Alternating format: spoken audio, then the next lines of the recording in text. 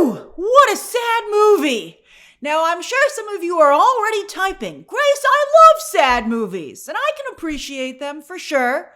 I think what surprised me, or what gave me whiplash here, was that I was not expecting such a sad movie because, that's not what the advertising campaign or the franchise at large had promised. I mean, sure, this type of scary, survivalist movie always has sad moments, but I did not expect a film that was just so deeply sad. Really sad film. And I know some of you love a good cry. I am not one of those people who loves a good cry. I don't like to have my heart ripped out and stomped on. I know some people are like, pass the tissues. But again, as I said, I can appreciate it, usually from like an intellectual perspective, but not what I was expecting. All right, so it was definitely weird that Paramount made the review embargo for this film so close to release. In fact, the review embargo lifted day of release, technically, because it lifted Thursday morning, yesterday morning, and of course the movie started playing yesterday afternoon. So a lot of us were wondering, is this a bad movie? Is that why they're hiding it at the studio? I had missed the press screening, which was just the day before, very late press screening as well, due to a personal conflict.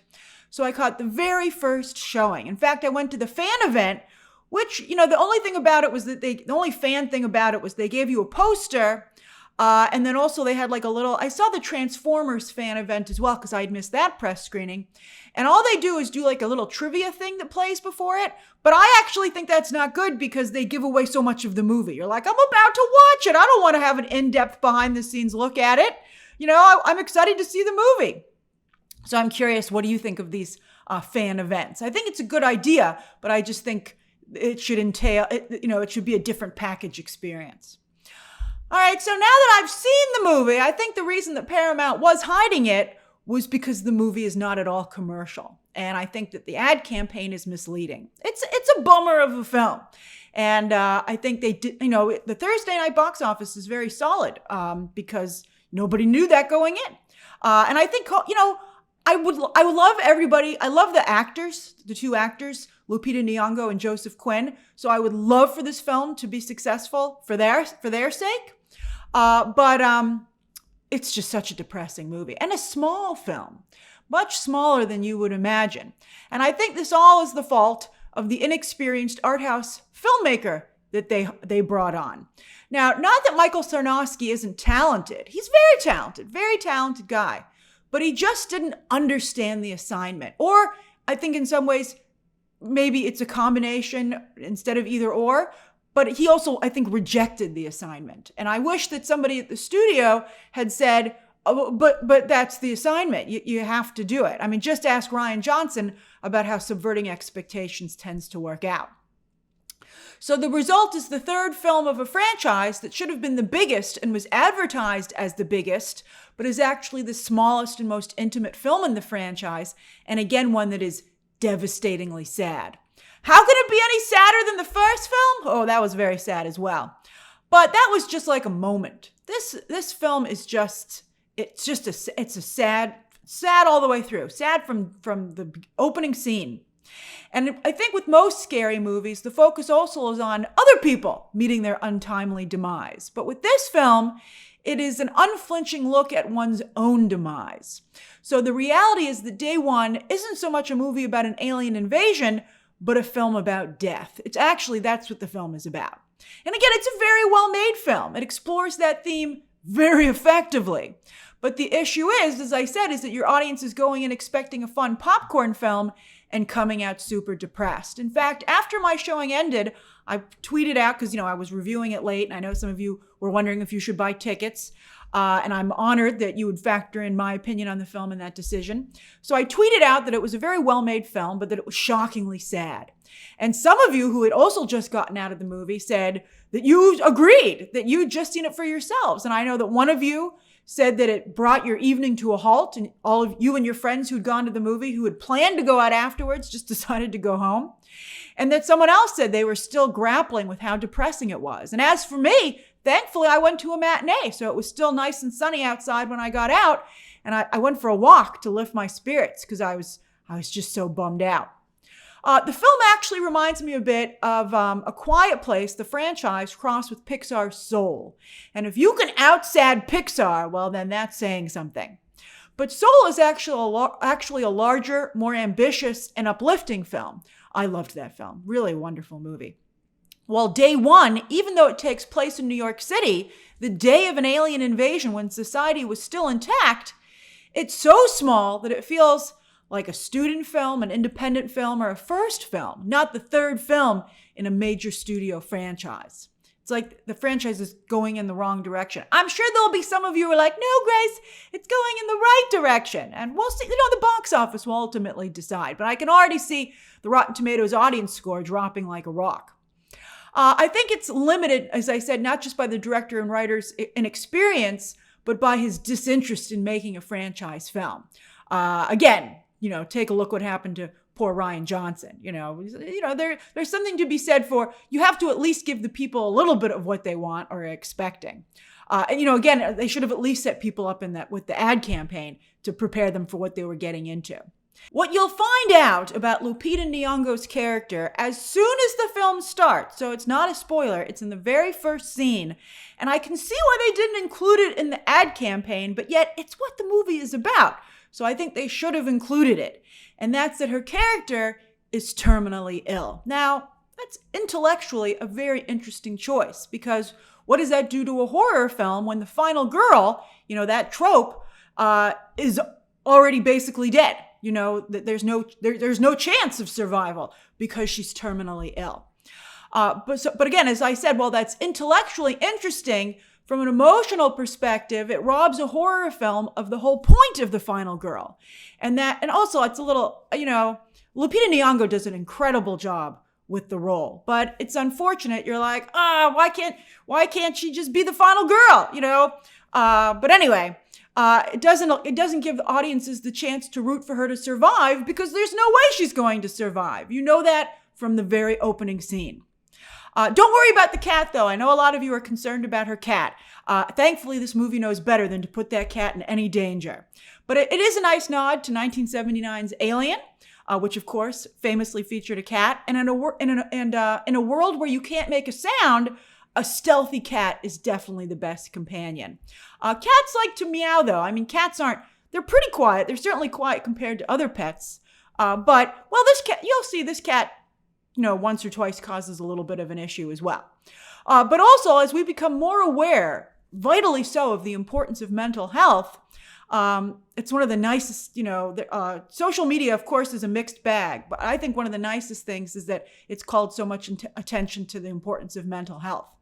But it's nice to see the movie explore how much the cat means to our human characters. I mean, talk about an emotional support animal. I thought that was really beautiful. I think they could have done even more with that.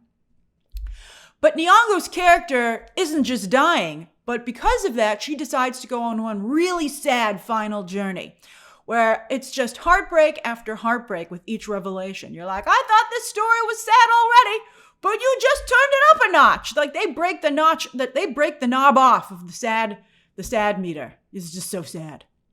On the one hand, Nyong'o makes her character, despite all of this, a ray of sunshine. She's kind, funny, and very clever, very relatable. But the problem with that is that it becomes so devastating that you're going to lose her. You're like, she's such a wonderful person. Nyong'o has by far the most screen time. It actually takes a very long time for Joseph Quinn to show up. And she does a stellar job carrying the film, giving total movie star. She is stunning inside and out. As for Quinn, when he had his breakout role on Stranger Things, where he was, we can all agree, amazing. I wonder how the rest of the Stranger Things cast feels that he's kind of like leapfrogged over all of them, right? I guess because he doesn't have series commitments like they do, because, he was one and done in terms of seasons. But when he first came out on Stranger Things, a number of people said, he looks exactly like Robert Downey Jr. And I didn't see it. However, here, I was like, oh my gosh, it's Robert Downey Jr. He looks a lot like Robert Downey Jr. I see it now. So he's about to join the MCU, and I think that's going to be distracting that he's going to look so much like young Tony Stark. All right, now he and Nyong'o have a lovely rapport, really beautiful work, and they do the work to connect as actors. It's really quite moving. But the script doesn't make it clear why their characters connect the way they do so deeply and so quickly.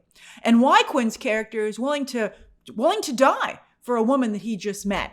Especially because he's playing a lawyer. He's a New York lawyer, for Pete's sake. Oh, well, he's technically from the UK. I was like, Joseph Quinn can do an American accent. He was on Stranger Things. I guess the point of that, well, you'll see. But anyway, you understand the compassion from Alex Wolff's hospice nurse and Djimon Hounsou's father.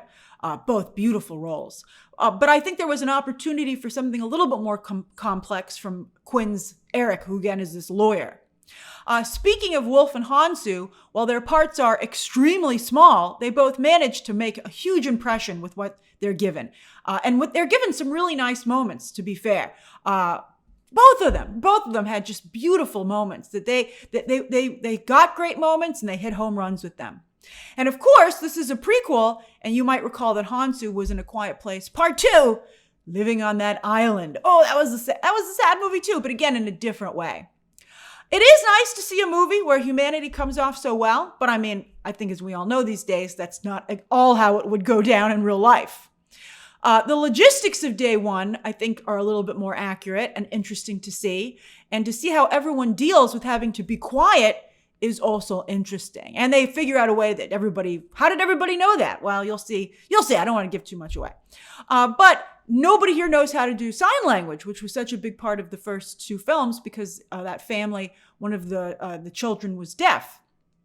But here, nobody knows sign language, and they have to figure out other ways to communicate. And in some instances, they end up just not being able to communicate, which is another element that can be heartbreaking because, sometimes you'll see characters that want to connect and can't. So that was an interesting layer that was added on. Also, another interesting thing and very clever element of the film is how characters were able to hide in ambient noise. You saw that a little bit in the first movie with the falling water, and here water is often what's used as well.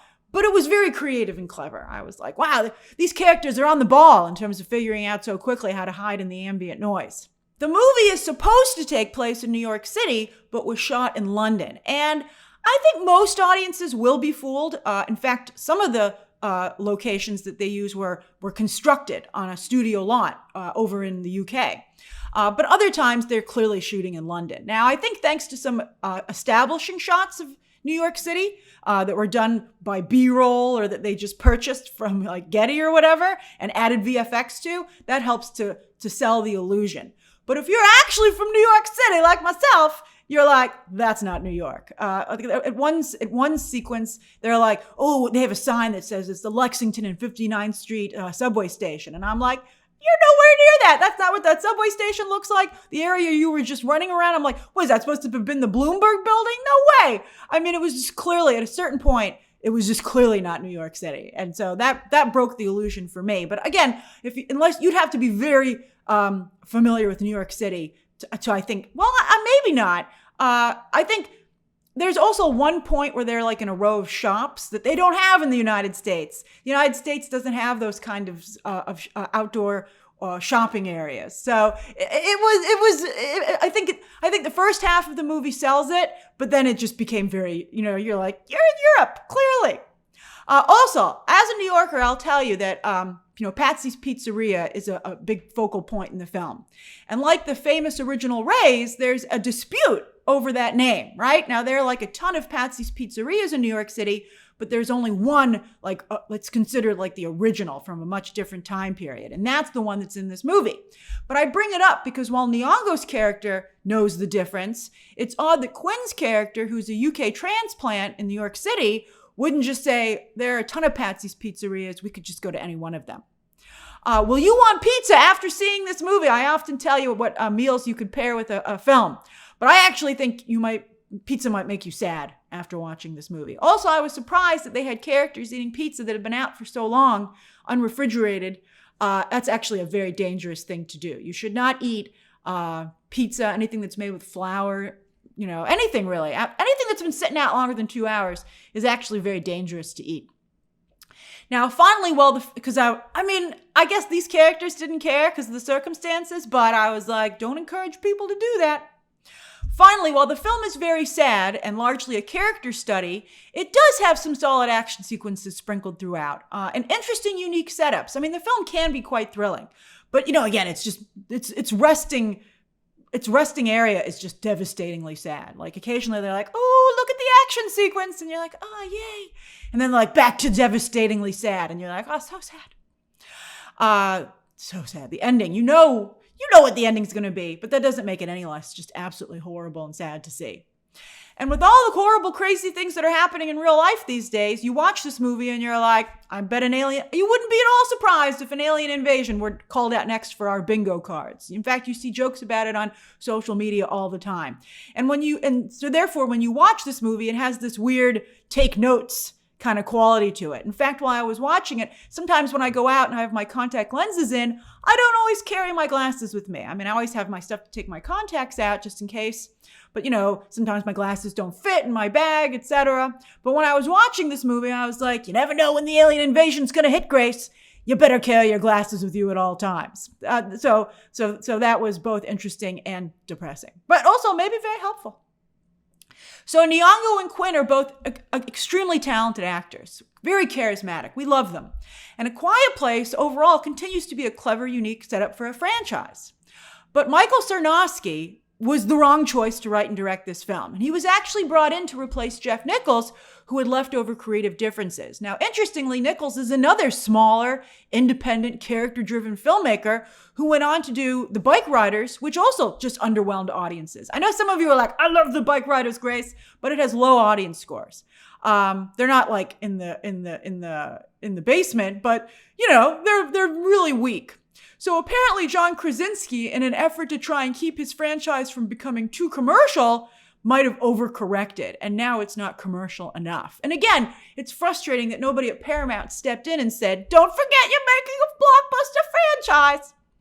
If you're a film fan or a horror fan, you might still want to check this out in theaters because it is very well made and it is very unique, not only because of the Quiet Place setup, but that it's unusual to see a film that's just so sad and devastating in the blockbuster space. So, I mean, like, it's interesting from that perspective.